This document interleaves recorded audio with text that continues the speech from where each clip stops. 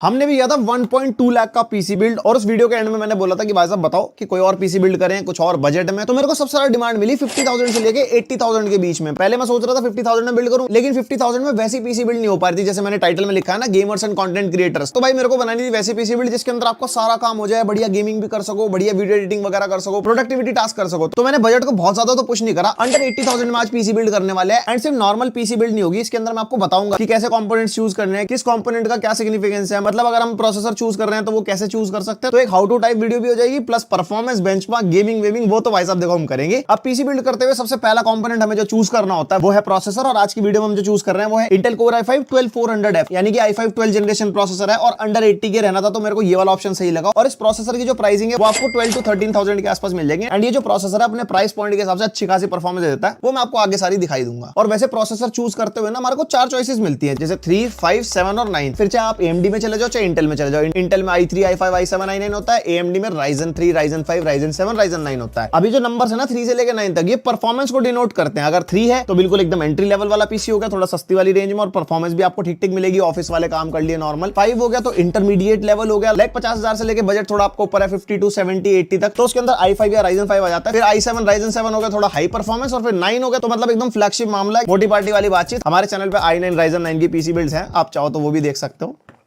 मन बहलाने के लिए। और प्रोसेसर चूज करते टाइम मेनली होती है जनरेशन, जो आपको बहुत ध्यान रखनी है। जैसे i5 12400F है, यानी कि 12 जनरेशन वाला प्रोसेसर है। अब हम तो पीसी बिल्ड अंडर 80 के कर रहे हैं, अगर आप 80 के से ऊपर बजट पुश कर सकते हो तो आप i5 13 जनरेशन के लिए भी जा सकते हो, थोड़ी बेटर परफॉर्मेंस आपको मिल जाएगी। और परफॉर्मेंस पता कैसे लगेगी, तो आप बेंचमार्क के नंबर कंपेयर कर लो, सिनेबेंच, गीकबेंच वगैरह के जो सीपीयू इंटेंसिव बेंचमार्क होते हैं ना, उससे अंदाजा हो जाएगा कि कौन सा प्रोसेसर कितने से कितना बेटर है। इतना ही बता सकते हैं, उसके अलावा तो भाई कंपैरिजन यूट्यूब पे भरपूर मिल जाएंगे आपको। अब प्रोसेसर चूज करते हुए कंफ्यूजन आता है, प्रोसेसर क्या क्या होता है ना, जैसे 12400F है, किसी के आगे K लगा होता है, किसी के आगे H लगा होता है, किसी के आगे HS लगा होता है, कोई KS लगा होता है, किसी के आगे X भी होता है और किसी के आगे कुछ भी नहीं होता, लाइक 12500, 13500, उसमें आगे कुछ भी नहीं होता। अब जो H और HS प्रोसेसर होते हैं तो हमारे को लैपटॉप में मिल जाते हैं। अब डेस्कटॉप में अगर आप जाओगे तो ज्यादातर आपको विदाउट सफिक्स वाले प्रोसेसर मिलेंगे जिसमें कुछ नहीं लिखा होता, फिर कोई F वाला मिलता है तो कोई K वाला मिलता है। K वाले होते हैं हमारे अनलॉक्ड, यानी कि आप उसमें ओवरक्लॉकिंग कर सकते हो, उसके अंदर iGPU भी होता है। फॉर एग्जांपल यहाँ पे अगर हम 12600K यूज कर रहे होते तो उसके अंदर हमारे को ग्राफिक कार्ड लगाने की नीड नहीं होती है, हम डायरेक्ट प्रोसेसर से पीसी बिल्ड करके काम चला सकते हैं। लेकिन F वालों के अंदर कोई भी iGPU नहीं होता। iGPU मतलब डिस्प्ले आउटपुट के लिए आपको ग्राफिक कार्ड चाहिए होगा। ऐसे अलग अलग सफिक्स होते हैं जो आप ऑनलाइन सर्च कर सकते हो, ज्यादा डिटेल में नहीं जाएंगे, सब वीडियो लंबी हो जाती है, तो उससे आपकी प्रोसेसर की चॉइस काफी इजी हो जाएगी। अब पहला कंपोनेंट प्रोसेसर आपने चूज कर लिया, उसके बाद कोई ग्राफिक कार्ड और बाकी चीजों की तरफ जंप करने की जरूरत नहीं है। बाकी सारे कंपोनेंट से पहले आपको मदरबोर्ड को चूज करना है, आपका कौन सा प्रोसेसर है। इंटेल है तो इंटेल वाले मदरबोर्ड चूज करने हैं, AMD है तो AMD के मदरबोर्ड चूज करने हैं। मदरबोर्ड्स के अपने अपने सॉकेट्स हैं और अपने अपने चिपसेट्स हैं, जैसे B660, B760 हो गया, ये चिपसेट हो गए। और सॉकेट में आपने सुना होगा AMD में AM5 सॉकेट चलता है और इंटेल में अभी LGA 1700 चल रहा है, जो 12 जनरेशन, 13 जनरेशन, 14 जनरेशन पे भी LGA 1700 सॉकेट है। सॉकेट वही जहां पे आपका प्रोसेसर लगेगा। और यहां पे जो मदरबोर्ड यूज कर रहे हैं वो है MSI की तरफ से Mac B660M motor wifi DDR4। अब बजट हमने चूज किया अंडर 80K वाला, तो हमने मदरबोर्ड भी बजट वाला यूज किया। ये इंटेल वाला मदरबोर्ड है ऑब्वियसली। और ये मदरबोर्ड चूज करने का रीजन भाई इसकी लुक्स, यहाँ पे लुक्स बहुत बढ़िया मिलती है, प्लस जो इस मदरबोर्ड की कॉस्ट है वो हमारे को 15 to 16,000 के आसपास मिलती है, जो हमारी बिल्ड के हिसाब से बहुत सही है। एक तो इसके पोर्ट्स वगैरह काफी सही हमारे को मिल जाते हैं, वाईफाई 6 हमारे को इसके अंदर मिल जाता है। एंड यहाँ पे जो VRM की हीट सिंक्स वगैरह भी है ना, वो भी इसके अंदर अच्छी खासी मिलती है। परफॉर्मेंस बढ़िया मिल जाएगी जिस टाइप का पीसी हमारे को बिल्ड करना है for gaming and content creation. उसके बाद आया था हमारा मोस्ट लव्ड कंपोनेंट, हमारा ग्राफिक कार्ड, क्योंकि इसी की वजह से गेम में चलती है, और सिर्फ गेम ही नहीं, प्रोडक्टिव टास्क में ग्राफिक कार्ड का बहुत बड़ा रोल है। और जो हम ग्राफिक्स कार्ड यूज कर रहे हैं वो है Inno3D की तरफ से Twin X2 GeForce RTX 3060, जो हमारा 12GB VRAM वाला ग्राफिक्स कार्ड है। अगर आप आज के डेट में पीसी बिल्ड कर रहे हो ना और आपके पास बजट कंस्ट्रेंट्स है, 4000 सीरीज के लिए जा सकते हो, तो भाई मिनिमम 3060 लगाना ये 12GB VRAM वाला। वैसे तो 3050 भी है, 2060 भी है, 1660 सुपर भी लोग यूज कर रहे हैं, लेकिन मैं कहूंगा 3060 आपको 25,000 से लेके 30,000 के बीच में मिल जाएगा अलग अलग ब्रांड्स में। और ये ग्राफिक्स कार्ड जो परफॉर्मेंस देता है गेमिंग के मामले में, प्रोडक्टिविटी के मामले में, वो अपने प्राइस को टोटली जस्टिफाई करने वाली है। एंड इस वीडियो में गेम टेस्ट आप देखना, हमने 1440p पे भी गेम टेस्ट करे इस कार्ड पे, और उसके अंदर भी अच्छी खासी परफॉर्मेंस दे जाता है। तो अंडर 80 के बजट था तो 3060 मेरे को लगा, इससे कम में सॉरी मैं तो कहूंगा कि आप भी मत लेना, और मैंने मिल लिया। और हाँ, पीसी बिल्ड तो हम बिना ग्राफिक कार्ड के भी कर सकते हैं अगर बजट बहुत ही ज्यादा टाइट हो, मतलब इनिशियल लेवल पे करना हो। लेकिन जो प्रोसेसर हम यहाँ पे यूज कर रहे हैं ना 12400F, इसके अंदर डिस्प्ले आउटपुट नहीं है, तो ग्राफिक कार्ड मैंडेटरी है इस पीसी बिल्ड के लिए। अगर आपको बिना ग्राफिक्स कार्ड के पीसी बिल्ड करनी है तो आप या तो K वाला प्रोसेसर चूज करो, या जिसके अंदर कुछ भी ना लिखो, जैसे 13500 हमने लास्ट पीसी बिल्ड में यूज करा था ना, उसके अंदर हम iGPU से आउटपुट ले सकते हैं, तो आप अपने डिस्प्ले आउटपुट अपना बेसिक काम शुरू कर सकते हो, ग्राफिक कार्ड बाद में लगवा लेना। एंड उसके बाद आ जाती है भाई रैम, रैंडम एक्सेस मेमोरी हमारी। और भाई जब भी आप गेमिंग या प्रोडक्टिविटी पीसी बिल्ड कर रहे हो ना, तो मिनिमम 16GB रैम तो डालना, इसलिए हम भी यहाँ पे 16GB रैम यूज कर रहे हैं, जो हमारी किंगस्टन की तरफ से फ्यूरी बीस्ट DDR4। और भाई जो किंगस्टन फ्यूरी बीस्ट सीरीज है ना, ये इनकी पॉपुलर सीरीज रही है। पहले नॉन RGB में आती थी, अब ये RGB में आने लगी है और हमें लाइटों से बहुत प्यार है। हमने कहा लाइटों वाली लगाएंगे। और हाँ, जब हम ताइवान गए थे, हमने किंगस्टन की वीडियो बनाई थी, उसके अंदर मैंने रैम दिखाई थी। मैंने कहा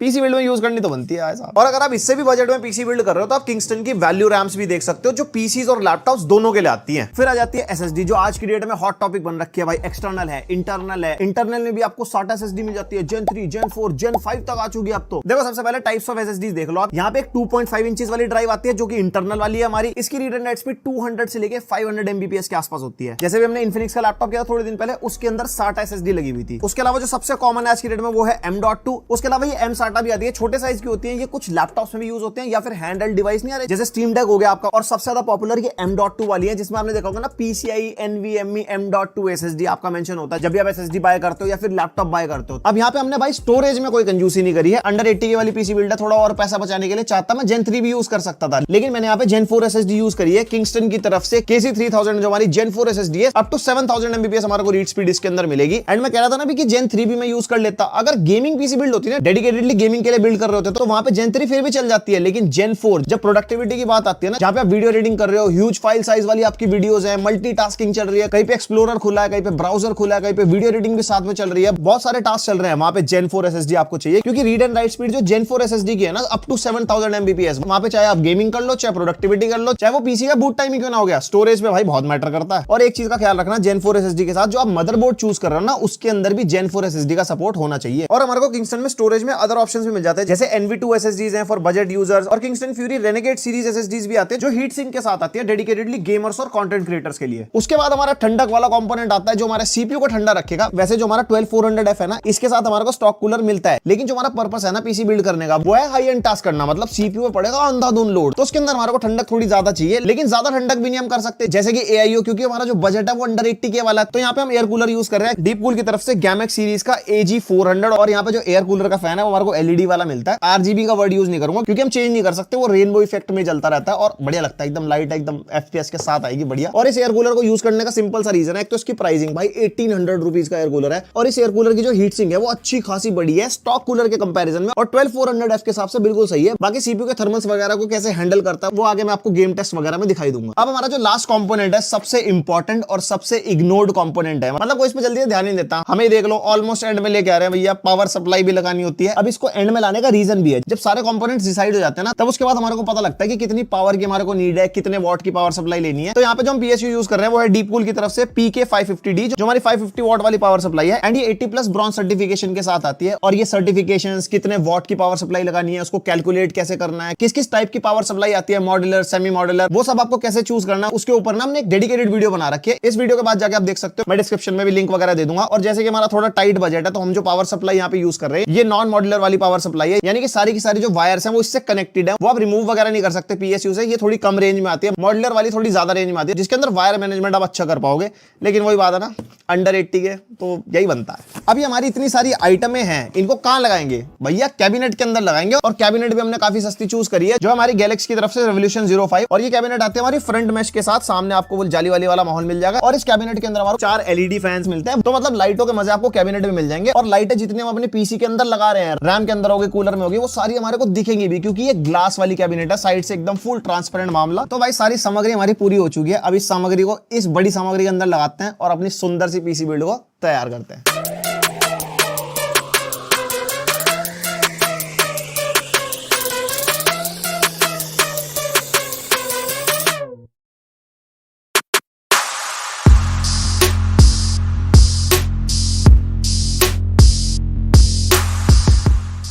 तो भाई ये हो चुका है हमारा पीसी रेडी। इसके अंदर लाइटों के तड़के आप देख सकते हो, क्या बढ़िया लग रहे हैं। यहाँ पे जो हमारी कैबिनेट है इसके अंदर 4 LED फैंस है। LED मतलब वही, आप इसके इफेक्ट्स वगैरह चेंज नहीं कर सकते। आपको एक पर्टिकुलर LED मिलेगी जिसके ऊपर ये जलते रहते हैं और लगते बहुत बढ़िया है। एंड हमारे एयर कूलर के अंदर भी लाइट है, एंड जो हमारी रैम है उसके अंदर भी हमारे को RGB मिल जाती है। तो ओवरऑल जो लुक निकल के आ रही है वो एकदम बढ़िया गेमिंग वाली निकल के आ रही है। आपकी टेबल पे ऐसा पीसी रखा होगा तो लोग पूछेंगे भाई साहब है तो कुछ मामला। एंड देखो भाई यहाँ पे लुक सब कुछ नहीं होती, आरजीबी से एफपीएस थोड़े बहुत मिल जाते हैं एक्स्ट्रा हमारे को, जो हमारा पर्सनल जोक है, हम तक रहना चाहिए। सबसे ज्यादा मैटर करती है भाई परफॉर्मेंस, उसके लिए निकाले हमने बेंचमार्क्स। सिनेमैक्स 2024 का स्कोर आप देख सकते हो 7600 के आसपास जीपीयू स्कोर निकल रहा है एंड 659 एंड 94 हमारे सीपीयू के स्कोर हो गए मल्टी कोर सिंगल कोर में। उसके बाद सिनेबेंच R23 और उसके बाद हमने Geekbench 6 निकाला जो हमारे सीपीयू के बेंचमार्क होते हैं एंड Geekbench 6 का हमने OpenCL स्कोर भी निकाला जो हमारे जीपीयू के लिए होता है। 90,000 के आसपास निकल गया। 3060 मैंने आपको बताया था अच्छा खासा जीपीयू है हमारा। उसके बाद ये हमारा क्रॉस मार्क का बेंचमार्क, देन हमने निकाला 3D मार्क टाइम्स पाई, अच्छे खासा स्कोर है, चाहे टोटल हो चाहे सीपीयू चाहे जीपीयू, वीडियो पॉज करके देख लेना। देन हमारा पीसी मार्क 10 6500 के आसपास जो कि अच्छा स्कोर है। और उसके बाद ब्लेंडर बेंचमार्क निकाला 2200 के आसपास स्कोर निकल गया है। देन ये हमारे सामने वीरे बेंचमार्क है जिसका सीपीयू स्कोर 8600 के आसपास है एंड उसके बाद जीपीयू का कूडा स्कोर निकाला 837, देन जीपीयू का RTX स्कोर 1130 के आसपास। ये सारे बेंचमार्क्स के बारे में जिसको थोड़ी सी भी कंफ्यूजन है, आप कोई भी पीसी बिल्ड की वीडियो देखोगे मेरे चैनल पे उसमें लगभग आपको सारे बेंचमार्क मिलेंगे। एक दो बेंचमार्क अभी हमने रिसेंटली ऐड करे हैं जैसे सिनेमैक्स 2024 और वीरे वगैरह, तो कंपैरिजन में काफी काम आ जाते हैं। नंबर कंपेयर करो, अपनी बाइंग चॉइस बनाओ। एंड अब बात कर लेते हैं ग्राउंड रियलिटी की, भाई ये जो पीसी हमने बिल्ड किया है ये परफॉर्मेंस कैसे निकाल के दे रहा है। पिछले लगभग 3-4 दिन से हम इसको यूज कर रहे हैं एंड ये हमारा प्राइमरी एडिटिंग पीसी बना हुआ है इस टाइम पे। लाइक जो आप ये वीडियो भी देख रहे हो ना वो इसी पे एडिट होगी शूट होने के बाद। एंड इसके ऊपर हमने और भी 4K के प्रोजेक्ट्स एडिट करे, जो हमारी 4K 60 की फुटेज हम इसके ऊपर एडिट कर रहे हैं, जो हम जिस पे शूट करते हैं एकदम ऐसे एकदम स्मूथ मामला। और ये जितनी भी फुटेज हम रिकॉर्ड करते हैं कि 8 बिट में रिकॉर्ड करते हैं, 4K 60 FPS की 8 बिट वाली फुटेज आराम से एडिट होगी इसके ऊपर। लाइक हमने ए रोल रखा हुआ था, ए रोल के ऊपर बी रोल्स भी थे, उसके ऊपर सेकेंडरी कैमरा भी था, देन इफेक्ट्स वगैरह हो गए, बैकग्राउंड म्यूजिक हो गया, साउंड इफेक्ट्स वगैरह हो गए। वो सब लगाने के बावजूद भी इसके अंदर परफॉर्मेंस में कोई दिक्कत नहीं है। एंड अगर हम वीडियो एक्सपोर्टिंग की बात करते हैं तो भाई 3060 जीपीयू है जिसके अंदर एक्सपोर्टिंग के टाइम पे डेडिकेटेडली जीपीयू पे लोड आता है एंड अच्छी खासी स्पीड हमारे को मिल जाती है। अब वीडियो में एक्सपोर्टिंग का टाइम कितना लगा, कौन सी वीडियो में उसमें कितने इफेक्ट्स हैं, कितनी लेयर है, क्या कुछ है, वो वीडियो टू वीडियो वेरी करता है। उसके बारे में बात करके आई थिंक कोई फायदा भी नहीं है। और एडिटिंग हमारी इतनी स्मूथ पता कैसे रही, इसके अंदर जो हमने Gen 4 SSD लगाई है उसकी रीड एंड राइट स्पीड आप अपने सामने देख सकते हो 6800 के आसपास रीड स्पीड निकल गया एंड 6000 के आसपास राइट स्पीड निकल गई। और अच्छी रीड एंड राइट स्पीड होने की वजह से जो हमारी बड़ी बड़ी फाइल्स हैं वो बढ़िया रीड होती है, उसकी वजह से जो एक्सपीरियंस मिलता है वो हमारे को स्मूथ मिलता है। चाहे वो फाइल्स की इंपोर्टिंग हो, जीपीयू में रेंडरिंग का काम होता है, लेकिन रेंडरिंग के साथ साथ रीड एंड राइट अच्छी होगी तभी तो फाइल्स को जल्दी से रीड करके जल्दी एक्सपोर्ट वो मारेगा, तो एडिटिंग एक्सपीरियंस इसलिए भी बढ़िया हो जाता है। उसके अलावा आपको इसके ऊपर 3D modelling, rendering, after effects वाले काम करने हैं, आर्किटेक्चर वाले काम करने हैं, आपको 3D मॉडल्स बनाने हैं, इलस्ट्रेटर वगैरह चलाना है, तो इसके अंदर जो हमने 3060 लगाया वो 12GB VRAM के साथ आता है, अच्छी खासी परफॉर्मेंस निकाल के दे देता है इन सारे टास्क में भी। और अच्छी परफॉर्मेंस होने का एक और रीजन भी है, 16GB रैम, जहां पे ज्यादा प्रोडक्टिव टास्क आप करते हो ना वहां पे सीपीयू की मल्टी कोर परफॉर्मेंस और रैम और साथ में जीपीयू, इसको कुल मिला के जो परफॉर्मेंस निकल के आती है वो भी इस प्राइस पॉइंट के पीसी से जो हमने बिल्ड करा है वो काफी अच्छी निकल के आती है। और आखिरी में कंटेंट क्रिएटर्स के लिए मैटर करता है फोटोशॉप। जब ये इतने सारे टास्क इतने आराम से करवा गया तो फोटोशॉप चलाने में तो भाई कोई दिक्कत आएगी नहीं, कोई ऐसी टेंशन लेने वाली बात नहीं। जितनी मर्जी हैवी फोटो डालो, जितनी मर्जी लेयर की एडिटिंग करो, कोई दिक्कत नहीं आने वाली। एंड भाई देखो प्रोडक्टिविटी में ना एक चीज का हमेशा ध्यान रखना, जिस टाइप का प्रोजेक्ट होगा ना पीसी वैसी परफॉर्मेंस देगा। कुछ लोगों के लिए ये i5 के साथ 3060 भी ओवरकिल है, बट कुछ लोगों के लिए भाई ये बहुत कम है, क्योंकि कुछ लोगों के प्रोजेक्ट्स बड़े हो जाते हैं, उसके अंदर लेयर ज्यादा ऐड हो जाती है, ज्यादा फाइल्स ऐड हो जाती है, ज्यादा इफेक्ट्स ऐड हो जाते हैं, बहुत सारी चीजें वैरी करती है प्रोडक्टिविटी के अंदर। तो जिस टाइप का आपका काम होगा ना उस टाइप की पीसी बिल्ड आप करना। ये वाली पीसी बिल्ड एकदम ऑप्टिमम चॉइस हो सकती है एक इंटरमीडिएट कंटेंट क्रिएटर के लिए। जो टास्क मैंने आपको बताया वो सब आप इस पर आराम से कर पाओगे। और बहुत लोगों के माइंड में डाउट आ रहा होगा कि एयर कूलर लगाया 12400F के ऊपर तो कैसे टेम्परेचर्स वगैरह रहे। हमारा जो रूम टेम्परेचर इस टाइम पे वो 22 डिग्री के आसपास है एंड उसके हिसाब से मैक्सिमम टेम्परेचर 55 to 60, उससे ऊपर नहीं गए प्रोडक्टिव टास्क करते हुए। एंड हाई टेम्परेचर पे कहूंगा पीसी बिल्ड में 80-85 से ऊपर जाते हैं ना तो कहते हैं भाई ज्यादा टेम्परेचर है तो आप AIO यूज कर लो। यहाँ पे एयर कूलर अपना बढ़िया काम कर रहा है। और हमने करे इसके अंदर गेम टेस्ट 1080p में भी और कुछ गेम्स हमने 1440p में भी करे। भाई 3060 1440p में कैसा परफॉर्म करेगा तो गेम टेस्ट पे आप नजर मारो, उसमें टेम्परेचर का भी काफी आइडिया मिल जाएगा एंड परफॉर्मेंस का भी। फिर बात करते हैं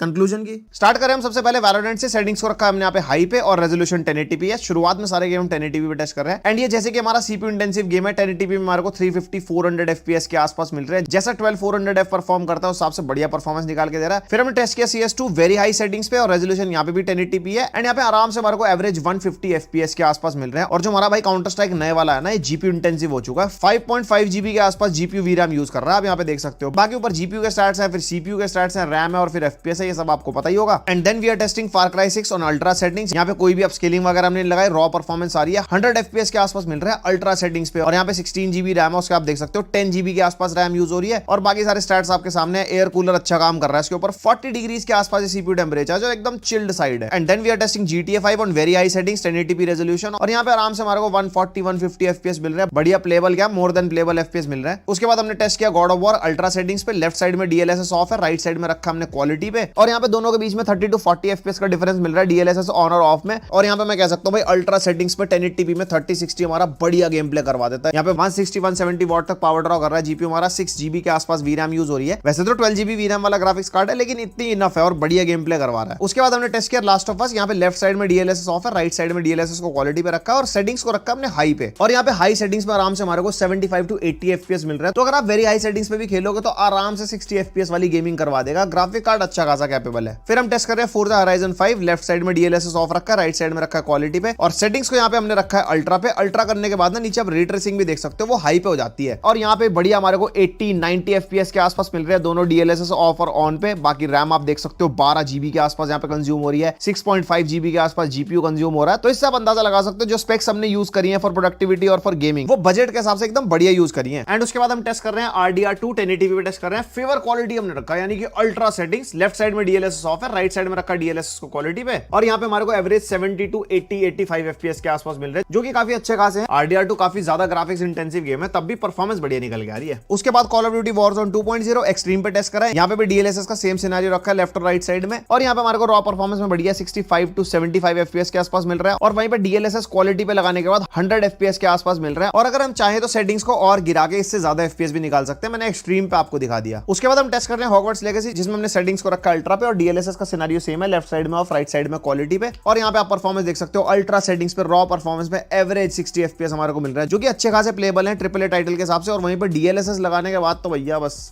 क्या ही बोलूं, FPS पे FPS आ रहे हैं। और ये DLSS 2.0 है, क्योंकि 3000 सीरीज का ग्राफिक्स कार्ड है। 4000 सीरीज के अंदर हमारे को DLSS 3 का सपोर्ट मिलता है, जिसमें AI जनरेटेड फ्रेम्स ऐड किए जाते हैं। उसके अंदर और भी तगड़ा फ्रेम रेट मिलता है, मतलब उन्हीं गेम्स में जिसमें DLSS 3 का सपोर्ट होता है। उसके बाद हम टेस्ट कर रहे हैं स्पाइडरमैन माइल्स मोरालेस। और यहाँ पे भी हमने DLSS को रखा क्वालिटी पे, राइट साइड में वेरी हाई सेटिंग्स पे टेस्ट कर रहे हैं। रे ट्रेसिंग अभी हमने ऑफ रखी है। और ये जो इसके अंदर DLSS यूज हुआ है वो 2.0 वाला ही है, फ्रेम जनरेशन वाला नहीं है। एंड यहाँ पे आप परफॉर्मेंस देख सकते हो, सेम से FPS मिल रहे हैं DLSS ऑन ऑफ पे। कभी ज्यादा हो रहे हैं DLSS क्वालिटी पे, कभी नहीं। बाकी सारे स्टैट्स आपके सामने। AAA टाइटल बढ़िया 3060 पे आराम से है, very high to ultra settings पे आप खेल सकते हो 1080p पे। उसके बाद हमने सेम सेटिंग्स रखी, लेकिन इस बार रे ट्रेसिंग को हमने हाई पे कर दिया था। एंड रे ट्रेसिंग को हाई पे करने के बाद भी 60 to 70 FPS रॉ परफॉर्मेंस में मिल रहा है। DLSS लगाने के बाद भी लगभग सेम सी परफॉर्मेंस मिल रही है। और यहाँ पे 9GB VRAM हमारी यूज हो रही है। तो ग्राफिक्स कार्ड अच्छा खासा कैपेबल है और अच्छी खासी गेमिंग आपको करवा देगा, लाइक स्पाइडरमैन जैसी। फिर जरा पीसी की जान निकालने के लिए साइबरपंक टेस्ट कर रहे हैं अल्ट्रा सेटिंग्स पे। लेफ्ट साइड में DLSS ऑफ है, राइट साइड में DLSS क्वालिटी पे और रे ट्रेसिंग ऑफ है यहाँ पे हमारी। और यहाँ पे आप देख सकते हो आराम से हमारे को 60 to 70 FPS मिल रहा है रॉ परफॉर्मेंस में और 80-90 FPS DLSS 2.0 लगा के। फ्रेम जनरेशन नहीं मिलेगा, बार बार बोल रहा हूँ। और बाकी सारे स्टैट्स आपके सामने है। CPU टेम्परेचर अभी भी एकदम ठंडे साइड चल रहा है, 50 डिग्रीज के आसपास। फिर हमने सेम सेटिंग्स रखी अल्ट्रा पे एंड यहाँ पे रे ट्रेसिंग को भी अल्ट्रा कर दिया था। और बाकी DLSS का सिनेरियो सेम ही है। और यहाँ पे हमारे को एवरेज 30 FPS मिल रहा है रॉ परफॉर्मेंस में, जो कि प्लेबल नहीं होते। लेकिन अगर DLSS लगा दोगे तो 50-60 FPS मिल जाएंगे अल्ट्रा सेटिंग्स पे साइबरपंक में। तो इससे आप अंदाजा लगा सकते हो कि इस पीसी पे किस टाइप की गेमिंग आप कर पाओगे 1080p रेजोल्यूशन पे। देन हमने सोचा 1440p पे भी गेम टेस्ट कर लेते हैं। अल्ट्रा पे टेस्ट कर रहे हैं Forza Horizon 5 को। एंड भाई अल्ट्रा सेटिंग्स पे 1440p पे यहाँ पे 60 to 70 FPS मिल रहा है हमारे को। एंड यहाँ पे हमने कोई DLSS यूज नहीं किया, कोई अपस्केलिंग मेथड नहीं है, तब भी ऐसी परफॉर्मेंस मिल रही है। उसके बाद हमने टेस्ट किया GTA 5 वेरी हाई सेटिंग्स पे। और वेरी हाई सेटिंग्स पे 1440p पे हमारे को 130-140 FPS के आसपास मिल रहा है, जो कि काफी सही है। एंड 1440p में मेरे को लगा लास्टली एक बार RDR2 भी टेस्ट करके देख लेते हैं। यहाँ पे हमने अल्ट्रा सेटिंग्स रखी और यहाँ पे हमने DLSS को भी ऑफ रखा। उसके बावजूद भी 1440p पे हमारे को 60 एवरेज FPS मिल रहे थे, जो कि बहुत सही है। तो इससे आपको अंदाजा हो गया होगा कि जो हमारी पीसी बिल्ड है वो 1440p गेमिंग काफी हद तक हैंडल करने लायक हमने बनाई है। लेकिन ऐसा नहीं है कि सारे गेम्स 1440p पे चल जाएंगे, बट यस आप 1440p पे गेमिंग कर सकते हो, किसी पे अल्ट्रा में, किसी में हाई में, किसी में लो में, किसी में मीडियम में। लेकिन यस 1440p में गेम चला तो पाओगे आप। इसलिए हम भी यहाँ पे 16GB रैम यूज कर रहे हैं। तो भाई ये थी हमारी अंडर 80K वाली पीसी बिल्ड, जो कंटेंट क्रिएटर्स या गेमर्स अपने लिए बिल्ड कर सकते हैं। अगर उनका काफी टाइट बजट है 60, 70, 80K तक, तो ये वाली स्पेसिफिकेशन के लिए आप मिनिमम जाओ, इससे कम मत जाना, वरना वैसी परफॉर्मेंस नहीं मिलेगी जैसी आपको चाहिए अपने वर्क फ्लो के हिसाब से। बाकी अगर आप बजट थोड़ा सा बढ़ा सकते हो तो प्रोसेसर आप 13 जनरेशन के लिए जा सकते हो, थोड़ी बेटर परफॉर्मेंस आपको दे देगा। एयर कूलर की जगह AIO लगा सकते हो, DDR4 की जगह DDR5 रैम लगा सकते हो। वो तो वही बात होगी ना, जितनी चीनी डालेंगे चाय उतनी मीठी बनेगी। ये हमारी चाय 80,000 में इतनी मीठी बन सकती थी भाई साहब। एंड भाई अगर डिफरेंट बजट्स की पीसी बिल्ड देखनी है, लाइक 1 लाख, 1.2 लाख, 1.5 लाख, 2 लाख, 3 लाख, 4 लाख तक पीसी बिल्ड हमने अपने चैनल पे कर रखी है, आप वो भी चेकआउट कर सकते हो अगर आपको उतना बजट है। वरना मजे लेने के लिए तो हमारी वीडियो तुम देख ही रहे हो। मजा आया वीडियो देख के तो भाई साहब लाइक मारो, पहली बार आया सब्सक्राइब मारो। और इस टाइप की और कोई पीसी बिल्ड की आपकी डिमांड है तो कमेंट सेक्शन में बता देना, हम पूरी करने की पूरी कोशिश करेंगे। मिलते हैं नेक्स्ट वीडियो, तक के लिए बाय।